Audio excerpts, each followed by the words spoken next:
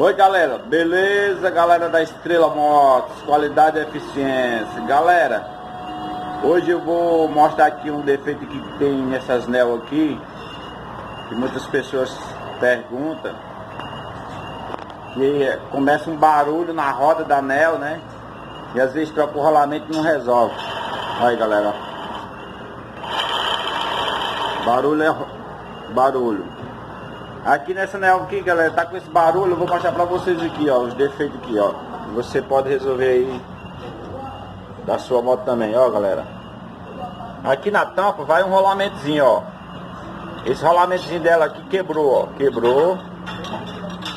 Aí muitas das vezes se troca só esse rolamento, mas aí não, achando que é só ele, mas não resolve o problema. Ó aqui, galera, também, ó. Dentro dessa embreagem aqui secundária, vai dois rolamentos, ó, um de agulha. Você vai pegar, vai um de agulhazinha aqui dentro. E vai um outro aqui, ó, pequenininho, ó, do outro lado.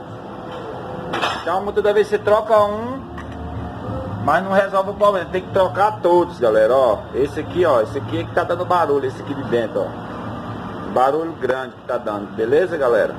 Então se a sua anelzinha tá com barulho na roda aí, muitas das vezes pode ser esse o defeito, beleza? Esses rolamentos aqui de dentro, ó, da embreagem secundária.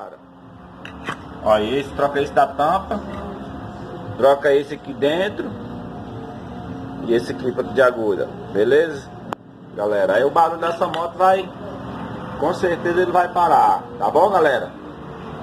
Se você gostou, dá um likezão aí, se inscreve no canal aí e compartilha aí com seus amigos aí, beleza? Valeu, um abração da Estrela Moto, qualidade e eficiência.